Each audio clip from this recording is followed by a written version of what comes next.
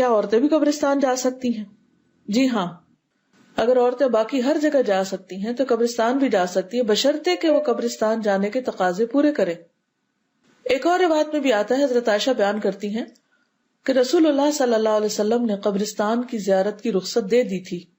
یعنی آپ نے اجازت دے دی تھی کہ عورت جا سکتی ہے، لیکن ظاہر ہے کہ اس کے لیے پھر کچھ شرائط ہیں، جن میں سے نمبر 1 ہے کہ عورت اپنے پردے کا اہتمام کرے۔ علامہ البانی کی رائے یہ ہے کہ ابتدا میں جب منع کیا گیا تھا تو عورتوں اور مردوں سب کو منع کیا گیا تھا، اور جب اجازت دی گئی تو بعد میں عورتوں کو بھی اجازت دے دی گئی تھی۔ تو عورتیں بھی کبھی کبھار قبرستان جا سکتی ہیں،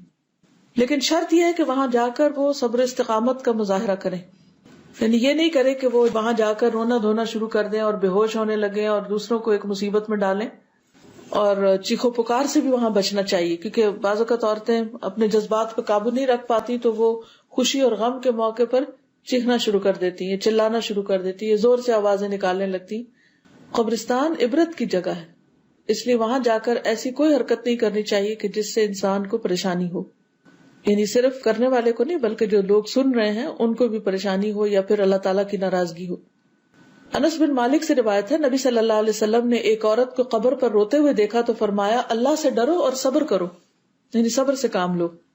حضرت عائشہ ایک دن قبرستان سے تشریف لائیں، میں نے دریافت کیا، ام المومنین آپ کہاں سے تشریف لا رہی ہیں؟ فرمایا، عبد الرحمن بن ابو بکر اپنے بھائی کی قبر سے۔ یہ عبداللہ بن ابی ملیکہ کی روایت ہے، یعنی عبداللہ بن ابی ملیکہ کہتے ہیں کہ انہوں نے حضرت عائشہ سے پوچھا جب وہ قبرستان سے واپس آ رہی تھی کہ ام المومنین آپ کہاں سے آ رہی ہیں؟ تو انہوں نے بتایا کہ اپنے بھائی کی قبر سے آ رہی۔ تو وہ کہتے ہیں کہ میں نے عرض کیا،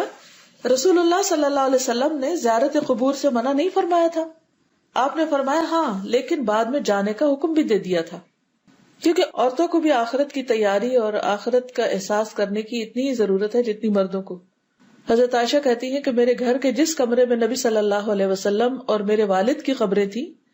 میں وہاں اپنے سر پر دوپٹہ نہ ہونے کی حالت میں بھی چلی جاتی تھی، کیونکہ میں سمجھتی تھی کہ یہاں صرف میرے شوہر اور والد ہی تو ہیں۔ لیکن جب حضرت عمر کی تدفین ہو گئی تو اللہ کی قسم، عمر سے حیا کی وجہ سے جب بھی اس کمرے میں گئی تو اپنی چادر اچھی طرح لپیٹ کر ہی گئی۔ اس روایت سے بعض لوگوں نے یہ مطلب نکال لیا ہے کہ مردے جو ہیں وہ عورتوں کو دیکھتے ہیں اور عورتیں مردوں کو ننگی نظر آتی ہیں۔ یہ بات درست نہیں ہے۔ اصل بات یہ ہے کہ حضرت عائشہ اس جگہ پر حضرت عمر کے وجود کی وجہ سے حیا محسوس کرتی تھی، یعنی بعض اوقات یہ ضروری نہیں ہوتا کہ مرد سامنے ہی ہو، بعض خواتین پردہ کر کے بھی اتنا زور سے ہنستی ہیں یا مردوں سے اتنے فریلی بات کرتی ہیں کہ حیا کے سارے تقاضے پامال ہو جاتے ہیں۔ تو برقع یا پردہ یا حجاب یا گاؤن اس لیے نہیں ہوتا کہ انسان اس میں ایسی فریڈم اختیار کر لے کہ جس کے بعد وہ پھر ہر وہ کام کر جائے جس سے روکا گیا ہے۔ حیا جو ہے وہ دل کا حیا ہے اور اس کے ساتھ ظاہر کا بھی ہے۔ تو انسان کو جہاں بھی محسوس ہو کہ یہاں پر نامحرم موجود ہیں یا غیر مرد موجود ہیں تو وہاں خود بخود اپنے رویے، اپنی آواز، اپنی باقی چیزوں پر کنٹرول کرے۔